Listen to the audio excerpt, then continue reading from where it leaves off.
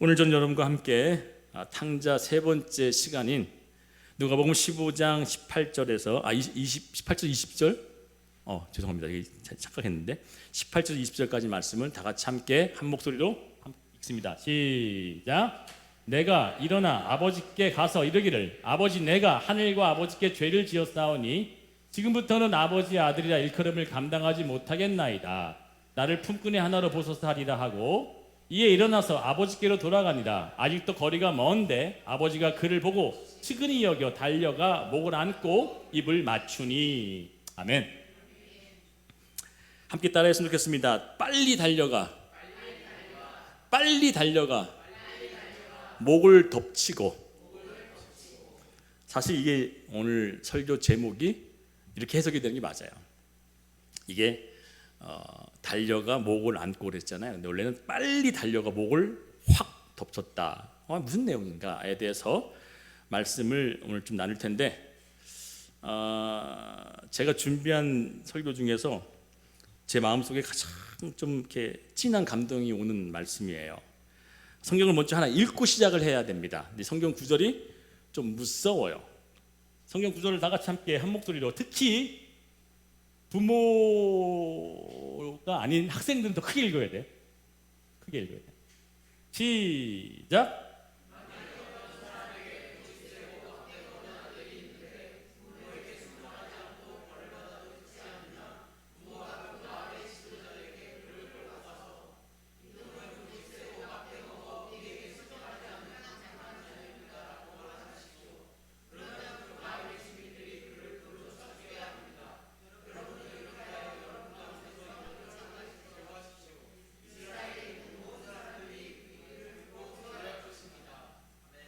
어떡하래요? 승민아, 엄마 아빠 말 잘 안 들으면 어떡하래? 읽어. 여기 어딨어? 여기 승민이만 시작. 어우. 엄마 말 아빠 말 잘 안 듣는 사람 어떡하래요? 돌로 쳐 죽이래요. 누가? 성경에 써 있어요. 신명기 말씀에. 제가 이거를 세 번역으로, 그러니까 일반적인 번역으로 하게 되면 굉장히 젠틀하게 써 있어가지고 잘 감이 안 와서 제가 세 번역으로 확 번역했더니 세 번역이 이렇게 나와 있는 거예요. 막대 먹거나 부모의 말을 순종하지 않거나 한 사람은 성읍으로 끌고 가가지고 장로들한테 얘 도저히 말 안 들으면 안 되겠어 그러면 그들이 알아서 처형시켜주는 거야. 난 손에 피도 안 묻히고. 얼마나 좋아요. 오늘 말씀의 핵심이 이것입니다. 탕자가 아버지 앞에서 어떤 마음을 가지는 것에 대한 것보다 더 중요한 것이 있어요. 탕자는 스스로 자기가 자격 없어 나를 임시직이라도 좋으니까 고용해 달라고 품꾼의 마음을 가져서 아버지 앞에 나아간 것, 그거에 대한 설교만 들으면 50점짜리예요. 이 50점을 더하는 점수가 돼야지 100점짜리 설교가 되는데 오늘 저는 이 100점짜리 설교를 좀 드리려고 합니다. 이보다 더 중요한 것이 무엇을 가르치고 있느냐. 그 아들이 자격 없음에 대한 낮은 자의 마음은 50점짜리라면 나머지 50점이 더해져야 진짜 이 복음의 핵심이 우리에게 탁 하고 새겨지게 된다는 거죠. 첫째로 이 아들은 어떤 사람이었느냐라고 시작하게 되면 결국은 이 앞에 놓여있는 사람들은 여러분들이지만 그 당시 이 예수님이 비유했던 이 비유의 사건을 들었던 상대자가 누구예요? 바리새인들이었단 말이에요. 바리새인들이 앞에 쫙 앉아있고 유대인들이 이 얘기를 듣자마자 저런 쳐죽일 놈이라고 딱 생각이 나는. 우리들은 어떻게 해요? 다 말 안 듣잖아. 그러니까 이해가 되잖아요. 용서할 수도 있고. 그런데 그 당시 때 그 아들의 비유를 듣자마자 유대인들이나 바리새인들은 저런 돌로 쳐죽일 놈이라고 하는 그 느낌으로 받고 있는 거예요 지금요. 그러면 이 얘기를 들을 때마다 이 비유에 떠올리는 신명기 21장 말씀을 읽고 시작했잖아요. 돌로 쳐 죽여도 무방할 만한 아주 못된 이 자식을 떠올렸던 이 유대인들과 바리새인들이 상상이 되지 않는 이 아버지의 사랑에 대해서 납득이 되지 않는 거예요. 왜요? 그럴 일이 벌어질 수가 없거든. 그들의 문화 속에는 그렇게 막대 먹은 아들, 그리고 아버지한테 재산 달라고 이야기한 건 어떤 정도의 사고방식이냐? 아버지 빨리 죽어 뒤지세요. 이런 얘기 똑같다는 얘기라는 얘기입니다. 그런데 이 비유 속에서 유대인들이 들었던 이 비유가 과연 아들의 마음에 포커스를 맞춰서 예수님께서 이야기하고 싶었던 것일까? 아닙니다. 더 중요한 것은 그 아들에 대한 돌로 쳐주고 마땅한 이 아들을 어떻게 받아들이느냐에 대한 아버지의 마음을 알려주고자 하는 내용이란 얘기예요. 이 아버지가 과연 어떤 마음이냐?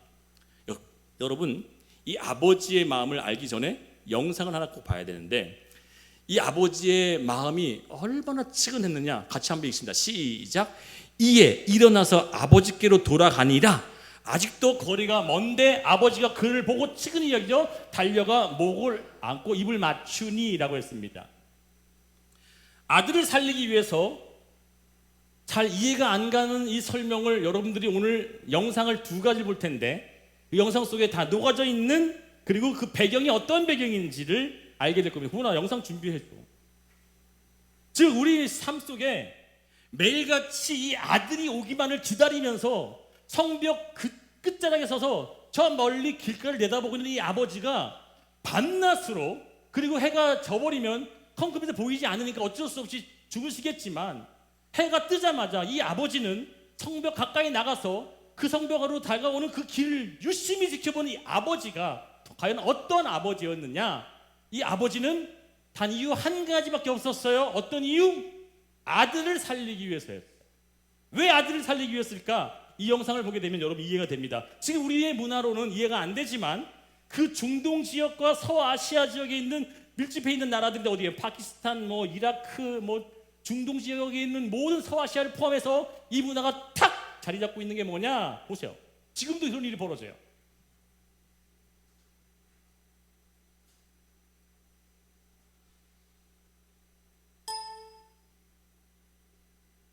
SNS 셀레브리티 간딜 발로치라는 사람이 노출한 사진들 SNS에 올려가지고 나라에서 논란이 많이 됐어요. 그래서 친오빠에 의해 명예살인을 당해 나라 전체가 충격을 받았어요. 여러분들은 파키스탄 명예살인 논란에 대해 어떻게 생각하는지 이 안건을 상정합니다. 살인이지 무슨 명예살인은 그 뭐예요? 네, 왜 그러니까- 명예살인이란 말이 붙은 거예요? 예, 이게 안타깝게 명예살인이라는 습관이 있었는데 옛날부터 이게 뭐냐면은 가족의 명예를 더럽혔다면은 그 가족의 한 명이 그 사람을 죽이는 게 그거를 명예살인이라고 했었는데, 유엔에서 결과가 나왔는데 2013년에 전 세계적으로 1년에 한 5천 명이 명예살인으로 죽고 있다.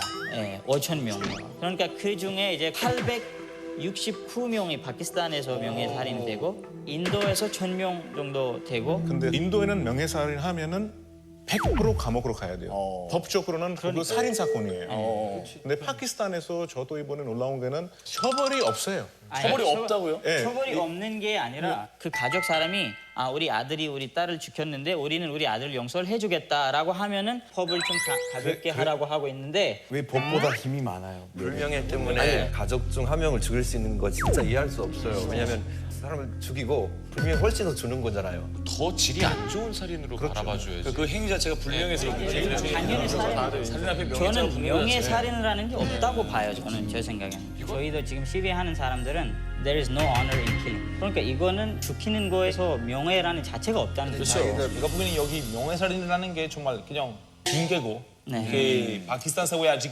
여성 권리 보장에 예, 여성 주지 않은 그런 사회라서. 우리 이탈리아 특히 남부 지역에서 이런 명예살인 똑같이 있었어요. 특히 마피아. 가족의 명예 제일 중요한 거고 서로 오히려 다 이해하는 분위기였는데 남녀 변대인 좀 이렇게 자리 잡으면서 이런 명예살인도 조금씩 없어졌어요. 자, 그렇다면 사람마다 만약에 네네. 이게 여성 인권에 대한 문제라면 누나나 동생이 오빠를 죽이면 그것 또한 명예살인이고 용인이 되는 분위기예요. 그렇게 할 수도 있는데 아직까지는 그런 사건이 일이 없죠. 없죠. 그냥 최근에 옛날에 남자 여자 둘 다에게 생겼지만은 지금은 여성 쪽에 생기는 거 보니까 이제 여성 인권 문제라고 볼 수 있죠. 다채로운 즐거움 JTBC. 네. 여러분, 여성만 포함된 내용이 아닌 이 내용은요, 지금도 버젓이 살인 사건이 벌어지고 있는 이 현실이 지금 중동 지역은요, 암암리에 일어난 게 아니라 공개적으로 일어납니다. 끌고 나와요. 그래서 죽여요. 왜요? 내 명예를 더럽혔다는 얘기죠. 가족의 명예를 더럽혔다는 얘기죠. 내 자존심을 구겼다는 얘기예요. 오늘 이 아들은 아버지에게 굉장히 막대먹은 일을 한 거라고 제가 얘기 드렸죠. 괘씸한 일 정도가 아니라 그냥 예뻐서 봐줄 정도가 아니라 그 아버지를 욕되게 한 그 가문을 더럽혔던 아들이기 때문에 이 아들은 동네로 들어가서 마을 사람들 누구 한 게 눈에 띄어야 되게 못해요? 죽는 거란 말이에요. 마을 사람의 저놈 누구누구 집 아들이었는데 그 막대 먹은 아들이네라고 하는 사실을 누군가가 알게 되면 그 자리에 돌을 더 쳐 죽여도 아무런 문제가 일어나지 않는. 근데 하물며 당시의 그 문화 속에는요, 내가 잃어버린 명예를 회복시키기 위해서 내가 스스로 내 가족을 죽임의 자리까지 내놓는 사람들도 있습니다. 오빠가 최근에 있었던 일인데 유튜브에 자신의 어떤 거의 전라도 아니에요. 그냥 살짝 가슴 이불이 보여지는 모습으로 명예를 더럽혔다고 오빠가 자기 여동생을 죽여버렸어요. 그리고 버젓이 자기가 내가 죽였다고 뻔뻔히 아주 그렇게 인터뷰를 하는 모습을 보면서도 그 문화가 아직도 있다는 거죠. 여러분, 이 유대 관습과 전통에 따르면 이 바리새인들과 유대인들은 지금 어떻게 하고 있어요? 저렇게 쳐 죽일 놈을 어떻게 하고 있을까 곰곰이 더 듣고 보고 있었다는 거죠. 근데 예수님이 어떻게 얘기를 해요? 그 아들을 달려가서 부둥켜 안고 입을 맞췄다. 이거는 있을 수 없는 일이라는 얘기죠. 그럼 이 아버지가 왜 그렇게 성읍에 매일같이 기다렸느냐? 아들을 살리기 위해서였다는 거예요. 죄를 짓고 생명을 저버리고 아버지를 떠난 그 아들이 언제나 돌아올까 늘 노심초사 기다렸던 그 아버지의 마음은, 즉 우리처럼 죄를 범하고 떠난 우리 인간들을 하나님 아버지께서 여전히 기다리시고 그를 안아주시고 돌봐주시기 위해서, 그리고 그가 오게 되면 아버지를 만나지 못하면 누굴 만나는 거예요? 심판자를 만나는 거죠. 그 심판자가 돌을 들어 쳐 죽이는 그 심판자가 만나기 전에 먼저 된 아버지가 심판자로 서서 그를 뭐 하는 거예요? 용서로 안아주신다는 사실이에요. 아멘인가요? 즉 우리의 신앙의 길이 이렇다는 얘기입니다. 이 본문에 누가져 있는 사실은 바리새인들에게 너만 구원받고 너만 옳은 일을 해서 천국 가는 것이 아니라 당연히 죽어야 될 사람, 당연히 죄를 지어서 때려 죽어야 마땅한 그 자도 아버지가 기다려주고 그 아버지가 환영해만 준다면 그 아들은 어떻게 한다? 같이 성 안으로 들어간다는 사실. 이 놀라운 복음의 핵심을 깨닫게 되어지게 되면은 이 아들이 그토록 정말 싸가지가 없죠. 막대 먹은 이 아들이 도무지 어떻게 살 수 있을까라고 하는 이 방법론에서는요, 아버지 외에는 길이 없었다는 거예요. 아버지 외에는 길이 없었어요. 저 두 손 들고 두 발 들고 막 백기 흔들면서 저 잘못했어요 아무리 떠들어대도 아버지가 인정해주지 않으면 어떻게, 가족조차 죽음으로 몰다는 현실 아셨죠? 가족조차 죽음으로 모는데 그 아버지가 외면하는 순간 어떻게 돼요? 사방에 돌이 날라 죽는 거예요, 이 아들은. 그런데 아버지가 먼저 돌을 맞기 전에, 누군가의 현장에 잡히기 전에 그 아버지가 늘 지켜보면서 언제나 돌아올까, 언제나 내 품으로 올까 전전긍긍하면서 그 아버지의 사랑이 느껴지십니까? 그 아버지의 사랑, 그 아버지는 뜨거운 햇살 아래서도 버티며 기다리고, 그리고 또 이렇게 얘기하죠. 시편에는 이 아버지를 어떻게 표현하고 있느냐, 같이 읽습니다. 시작. 이스라엘을 지키시는 이는 졸지도 아니하시고 주무시지도 아니하신다. 아멘. 집 나간 아들, 우리 승민이가 집을 나가면 이 아빠가 두 다리 쫙 뻗고 잘 잘 수 있을까? 못 잘 것 같아요. 못 잘 것 같아요. 작은 일도 제가 잠을 잘 못 자는 편인데 그저께군요, 제가 병원에 가가지고 이제 3개월마다 이렇게 검진 받는데 의사한테 칭찬 받았어요. 살도 잘 빼시고 건강도 잘 돌봐가지고 그 당뇨 수치가 확 떨어졌어요. 그래서 잘했다고. 근데 뭐가 하나 안 좋대. 혹시 잠 잘 못 주무세요? 그래서 어떻게 하셨어요? 내가 잠을 잘 못 잔다니까. 잠 못 자면 이렇게 목에 포티저리가 뭔가 있대. 그게 수치가 너무 높아졌대. 그래서 잠을 잘 주무시래. 승민아 잠을 잘 자게 했죠. 승민 때문에 잠을 잘 못 자는 건 아니고요. 그러니까 집 나가면 못 잔다는 그 얘기야, 아들아? 여러분, 결국은 이 아버지는요, 절대 졸지도 않고 주무시지도 않으면서 그 아들이 언제나 올까 해가로 깜빡 졸 때 왔을 때 누군가가 발견되면 어떻게 돼요? 죽는 거란 말이야. 그러니까 이 아버지는 그 아들 하나 살리려고 졸지도 않고 주무시지도 않으면서 그 아들을 늘 지키고 보호하시는 그 하나님의 사랑이 오늘 이 안에 그대로 녹아져 있다는 사실이에요. 그런데 이 아버지가 거리가 아직도 먼데 이 아들을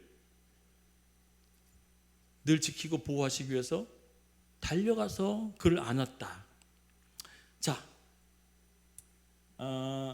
참 제가 영국에 살면서요 문화 충격을 여러 가지 받았는데 대표적으로 크게 세 가지 받은 게 있어요. 영국 문화 중에서 도무지 안 되는, 이해가 안 되는 게 있어요.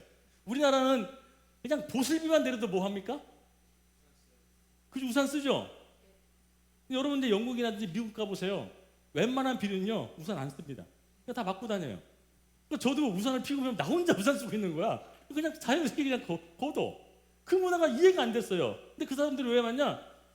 비가 왔다가 우리처럼 막 오는 게 아니라 비가 막 왔다가 갑자기 해가 확 져가지고 그 해 안에서도 그냥 다 말라버려 막. 그 정도의 굉장히 날씨가 변동이 심하다 보니까 영국은 무슨 나라예요? 신사의 나라잖아요. 그러니까 그런 분위기 속에 첫 번째 이 문화가 잘 이해가 안 됐었어. 두 번째 뭐냐면 공무원들이 일하는 곳, 뭐 우체국, 무슨 전화사 아니면 무슨 뭐 어떤 공무원들이 일하는 곳에 가게 되면요 줄이 거짓말 안 하고 그러니까 그 뭐라 그러죠? 카운팅이 되게 많아요. 뭐 1번이 뭐 쫙 있는데 두세 사람밖에 안 나와서 이래. 근데 막 줄이 막 저까지 끝 있는데 줄 서 있는 사람들이 1시간을 기다리든 2시간 기다리든 어느 누구도 뭐야 일 안 하고 이런 얘기 한마디도 안 해. 그냥 다들 그냥 가만히 있어. 당연한 것처럼 받아들인다는. 우리나라 사람 어떻게 해요? 뭐 번호표 뽑았는데 띵동 안 하면 가가지고 난리 나잖아요. 빨리빨리 하는 거기는 빨리빨리 문화 자체가 아예 없어. 이해할 수 없는 문화.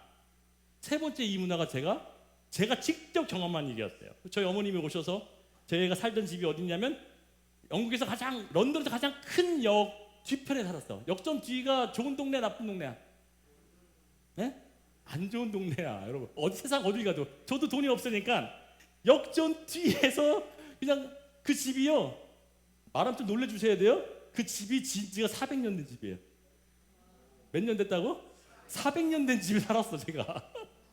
그러니까 계단이 돌로 만들었는데 얼마나 달았는지 발자국으로 다 그 정도 같은 그런 집에 살았는데 어머니 오시고 막 아들이 그런 데 사니까 막 가슴 아파가지고 막 그랬는데 제가 어느 날 집을 떠나서 학교를 가려면 그 역 안을 항상 통과해서 가야 돼요.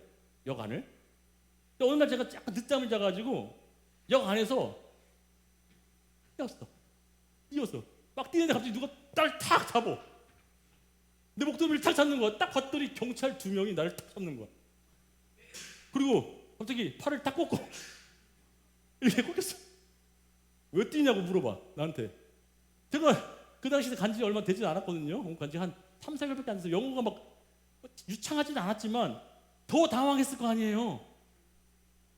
그때 내가 벌벌 떨면서 빨리 말하래. 왜 뛰었냐 해서 내가 아니 나 이제 학교 늦어가지고 뛰었다 했더니 진짜네. 그래서 이게 잡은 채 한 1, 2분 정도 잡은 것 같아요. 왜냐면 주변을 살피더라고. 내가 마치 소매치기 아니면 어디 상점 물건을 훔쳐가지고 도망가는 사람인 줄 알았던 거야. 그 날 잡은 거라고요. 성현아 이해돼? 그리고서 아무 일이 일어나지 않더니 팔짱 돋더니 뭐라는지 알아? 다음부터는 뛰지 마세요. 그리고서 그리고 생각을 해보니까 정말 영국에는 뛰는 사람이 없어요. 열차가 늦으면 나 다음 차 타면 되겠지. 뛰는 사람이 없는 거예요. 영국은 무슨 나라였구나? 신사의 나라. 여러분 뛴다는 건 뭔지 아세요? 체통 높은 사람들은 절대 뛰지 않습니다. 제가 비전교회 이렇게 부교육자 있을 때 거기 담임 목사님이 저한테 뭐라 했냐면 조 목사는 천상 양반이야. 나한테 왜 그러냐 했더니 비가 오는데도 그냥 비를 탁탁 맞으면서 그냥 남들은 막 뛰는데 나는 그냥 걸어가는 거예요. 그러니까 버스 안에 타셔가지고 날 보면서 어떻게 저럴 수가 있지 하면서 막 저를 약 올리는 거예요. 근데 제가 그런 문화에서 한 6, 7년 살다 보니까 이렇게 몸에 배서 그렇게 되어졌던 게 나온 것 뿐인데 옛날에 양반들은요 뭘 입었습니까? 도포를 입었죠. 긴 치맛다락 같은 걸. 그걸 입고 뛰면요 팔랑팔랑 거리니까 뭐예요? 촐랑돼 보인다고 해서 절대 양반들은 뛰지 않았습니다. 유대인들도요 체통이 높은 사람들은 어떤 옷을 입었는지 아십니까? 도포 같은 옷을 입었었어요. 그 사람들은요 절대 뛰질 않아요. 특히 부자나 권력이나 힘 있는 사람들은 그 긴 도포가 자기의 발끝까지 있기 때문에 그걸 입고 막 뛰면요 어떻게 돼요? 모양새가 나오지 않기 때문에 절대 뛰지 않습니다. 근데 이 아버지는 오늘 어떻게 했다 그래요? 제가 어떻게 했어요? 어떻게 뛰었다 그랬어요? 빨리라고 했죠. 제가 빨리 뛰면 어떻게 돼요? 옷이 막 이렇게 확 난리겠죠. 막 이렇게. 즉 이 아버지가 했었던 이 모습은 완전 채통 무너지고 위신 떨어지는 일처럼 이 아버지가 했던 그 모습을 보면서 그 아버지 자체가 완전히 조롱받을 만한 모습이었다는 거죠. 이 대표적인 인물이 누구였어요? 바로 예수님은 스스로 붙잡혀 조롱당하고 수치당하고 침뱉음당하는 일이 그 아버지의 모습을 그대로 묘사하고 있다는 사실입니다. 즉 이 아버지가 그 아들에게 달려갔던 이 모습 하나만 봐도 아버지는 다른 거 없다는 거예요. 내가 너 하나 살리는 것만이고도 내 채통, 내 체면 난 생각하지 않아. 나는 오직 너 하나 살리는 것으로 인해서 내가 발가벗겨져도, 내가 완전히 조롱을 당해도, 침뱉음을 당하고 머리에 가시관을 찔려도 난 괜찮아 라고 하면서 그 아들에게 달려나가는 모습을 이 비유를 통해서 보여주고 있다는 사실. 두 번째, 이 아버지가 했었던 행동을 보고서 이 유대인들과 바리새인들은 절대 이해할 수 없었고요. 이 모양 자체는 뭐 사람이 급하면 뛸 수도 있죠. 첫 번째 뛰는 모습은 그래 진짜 급하면 뛸 수도 있겠지. 근데 두 번째 이 행한 모습은 이해가 안 되는 일이에요. 어떤 일이냐? 바로 목을 안고 입을 맞춘 사건이란 말이에요. 제가 빨간 글씨로 해놓은 이유가 뭐냐면 매우 중요하기 때문에 그래요. 이 목을 안고 입을 맞췄던 이 사실은 뭘 의미하느냐 보시겠습니다.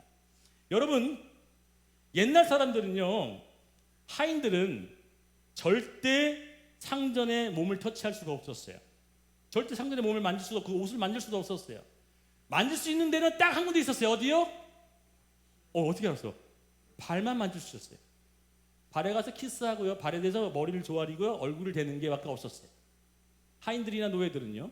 그런데 이 예수님께서 어느 날 바리새인들이 그를 초청해서 집안에서 식사를 정해서 식사를 하고 있는데 갑자기 한 여자가 뛰쳐들어와요. 그 여자를 이렇게 얘기합니다. 한 죄를 지은 여자. 그러니까 누가 봐도 그 여인은 어떤 여인이었다는 얘기예요? 죄를 지었던 여인이에요. 다 아는 거예요. 저 여자는 죄인이야. 그 학자들이나 목사님들이 뭐라 하면 이 여인은 혹시 옛날에 가는 현장에 붙잡혀서 돌로 맞아 죽을 뻔했던 그 여인이 아닐까라고 추측을 합니다. 그러니까 누구든지 다 아는 여인이야. 죄 지은 여자. 이 죄 지은 여자가 예수님께서 식사하고 있다고 하는 그 자리에 갑자기 뛰쳐들어와서 갑자기 향옥합을 깨고 그 발에 뭐 했다 그랬어요? 입을 맞췄다 그랬어요. 성경은 입을 계속 맞추면서 그 눈물을 흘리면서 머리카락으로 그 발을 닦아주면서 씻고 있는 거예요. 그때 그를 초청했던 바리새인들이 이런 마음을 갖는 거예요. 속으로. 아니 저렇게 죄 있는 여자를 몸을 만지게 만들고 또 입 맞추는 걸 허용해주고 있다는 거야? 그럼 말도 안 되네. 하인들이나 그나마 그 하인까지는 해줄 수 있지만 죄 지은 여자가 자기 몸을 만지는 건 이거 있을 수 없는 일인데 저걸 허용해준단 말이야? 용납이 안 되는 사건이 지금 현재 벌어지고 있는 거예요. 그래서 이 예수께서 그들의 속마음을 아시고 라고 얘기해요. 말하지 않았어요. 그들의 속마음을 아시고 이렇게 얘기를 한다는 거예요. 어떻게 얘기를 하는지 봅시다. 시작. 예수를 청한 바리새인이 그것을 보고 마음에 이르되 이 사람이 만일 선지자라면 자기를 만지는 이 여자가 누구며 어떠한 자 곧 죄인인 줄을 알았으리라. 아니 죄인이 자기를 만지고 자기 속에 있는 거에 어떤 그 행위가 잘못된 것을 알면서도 왜 저렇게 가만히 냅두지? 라고 했었던 이 부분을 딱 듣자마자 예수께서 아주 예리하고 칼날과 같은 이야기로 그 바리새인에게 탁 얘기를 합니다. 어떤 얘기를 했는지 보십시다. 같이 읽습니다. 시작.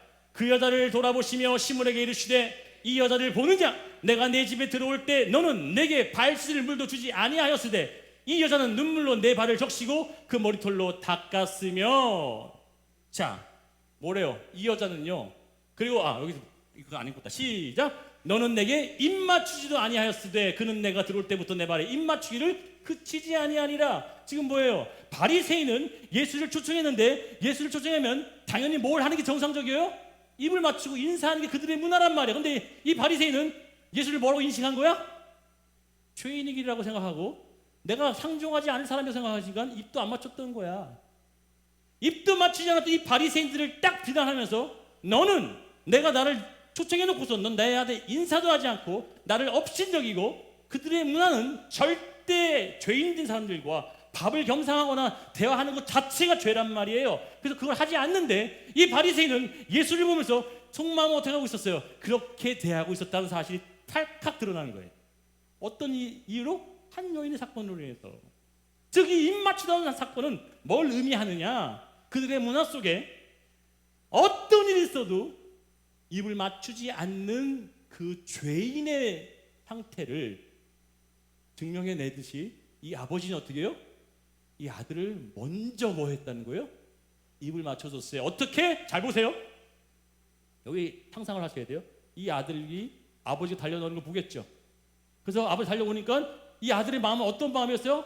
나를 품꾼으로 봐달라고 했었죠. 품꾼, 지난주 품꾼으로 봐달라고 했으니까 이 아들은 당연히 그 아버지가 달려오면 어떻게 하냐? 아들이 아니었고 품꾼이니까 그 아버지의 발에 뭘 하려고 그래요? 입 맞추려고 낮추려고 하니까 그 낮추려고 하는 그 목덜미를 잡고 한 거예요? 일으켰다는 사실. 할렐루야. 이해되십니까? 무슨 얘기인지? 이제 이 아들은 품꾼으로 아니면 미노비스, 나는 주님, 내가 주인들 섬기겠습니다라고 그 전적 포기의 앞에 숙이며 그 아버지의 발에 입을 맞추려고 할 때 이 아버지는 그의 목덜미를 붙잡고 일으키시면서 뭐 하신다? 그에게 입을 먼저 맞춰주시는 거예요. 먼저 입을 맞춰주시는 거예요. 뭐? 너는 내 아들이고 너는 죄인이 아니야. 할렐루야. 깨달아지시는 분 아멘. 아멘. 즉 이 아들은 스스로 내가 품꾼이라고 여기면서 낮추겠다라고 했던 그 낮아짐의 마음을 이미 이 아버지는 용납하시고 그것을 이미 받아주심으로 그 아들의 모습으로 그를 죄인 없는 누군가도 상종하기 싫어했었던 그 상태의 상황을 아무 일 없듯이 목덜미를 일으켜서 입을 착 맞춰주는 거예요. 이 바리새인들은 그때부터 열이 박는 거야. 눈이 돌아버리는 거죠. 아니 그런 아버지가 있어요? 그런 아버지가 세상에 어디 있어요? 그 아버지가 그게 되는 사람입니까? 진짜 많이 그건 우리 문화를 깨트리고 그건 우리 전통을 밟는 일인데 있을 수 없는 일이면 이를 박박박 갈고 있었던 그 모습을 통해 예수께서 그 다음 장면의 사람을 또 하나 소개하죠. 이 탕자 비유 속에 설교를 하자면요 제가 수없이 할 수 있어요. 그런데 이 아버지는 결국엔 그 사건 때문에 그 비유 때문에 바리새인들에게 미운 털이 더 박혀서 어디까지 가는 거예요? 죽음의 현장까지 가는 거였어요. 자신들의 채통과 그 체면을 완전히 무너뜨렸던 이 예수를 잡아 죽이고자 공모하노라 하는 때가 언제부터였어요? 이 비유가 끝난 때부터였단 말이에요. 더 이상 내가 못 봐주겠다. 이 예수가 하는 얘기들은 이거는 우리 전통을 깨트리고 우리 문화를 짓밟는 일이니까 저자를 죽여야 돼 라고 하는 시작되어지는 그 시점이었다는 사실이에요. 여러분 이 아버지는요 뭘 각오한 거죠?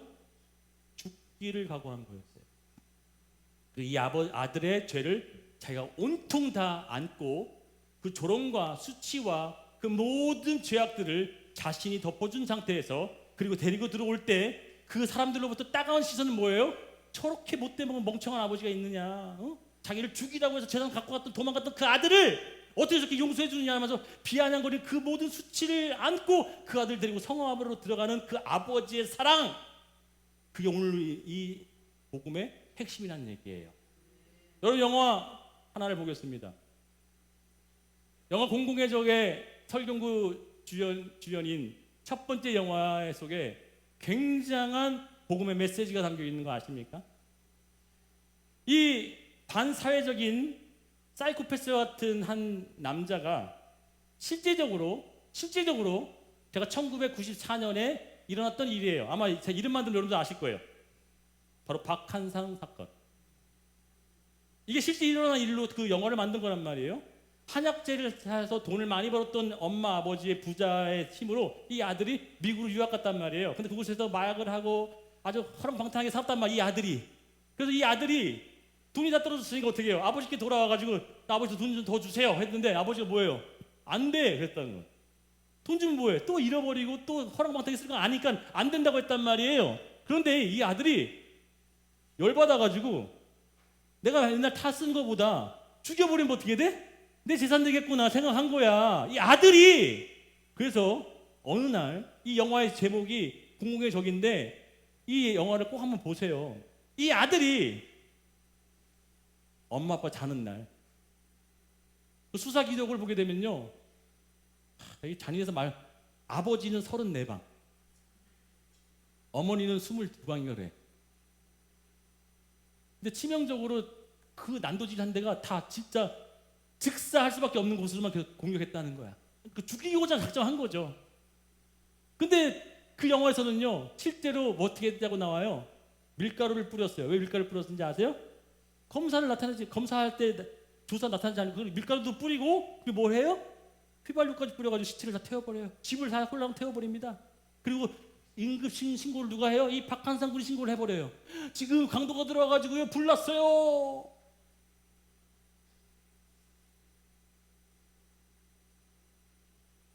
영상을 하나 볼게요. 근데 이 영상 속에 이 어머니가 했던 행동의 모습이 바로 이 하나님이 하시는 모습이었다는 겁니다. 같이 보겠습니다.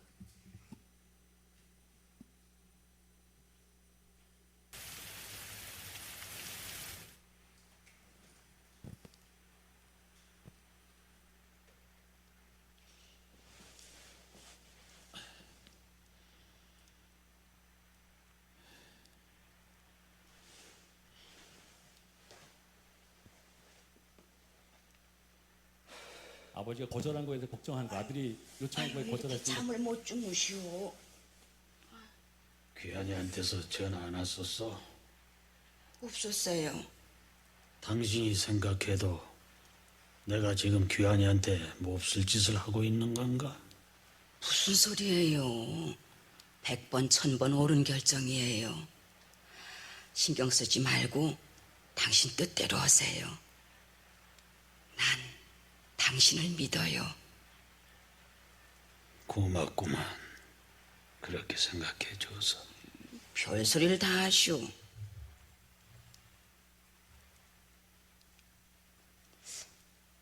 문 안 잠궜소? 잠궜는데?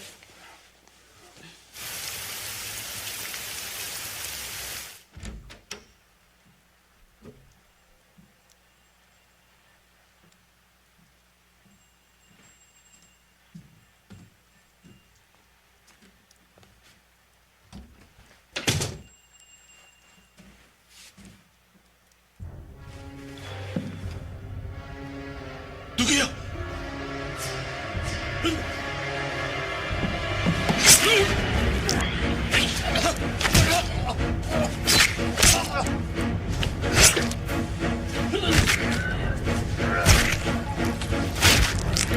누가 왔소?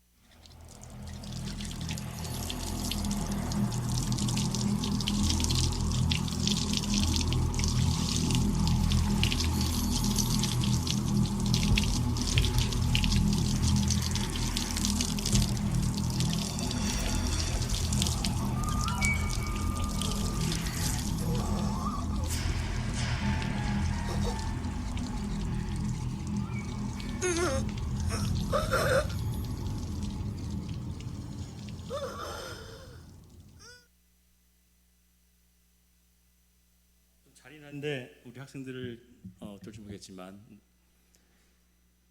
마지막에 저기에 손을 뻗어서 잡으려고 했던 게 뭔지 아세요? 바로 범인의 엄지 손톱 일부분이었어요. 그게 어디서 발견됐냐면 어머니 식도에서 발견돼요. 어머니 음악 좀 주세요. 뭘 의미하시는지 아십니까? 자기를 죽이고 있는 이 아들도 살인자임에도 불구하고 그 아들을 뭐해요? 감춰주고 덮어주기 위해서 그 손톱을 어머니가 뭐 한 거예요? 먹어준 거예요. 오늘 이 아버지 똑같아요.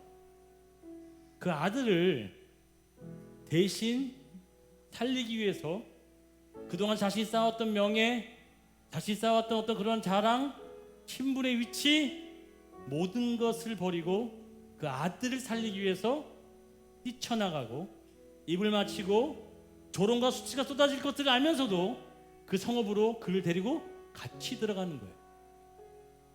사랑하는 여러분, 오늘 빨리 달려가 그 목을 덮쳤다는 이 덮쳤다는 단어가 뭐냐면, 누가 하나 나오면 좋겠지만 그 목을 덮치면 어떻게 돼요? 최소한 뭐가 안 보이는 거예요? 얼굴이 안 보이게끔 해서 뭐 하고요? 데리고 들어가는 거예요.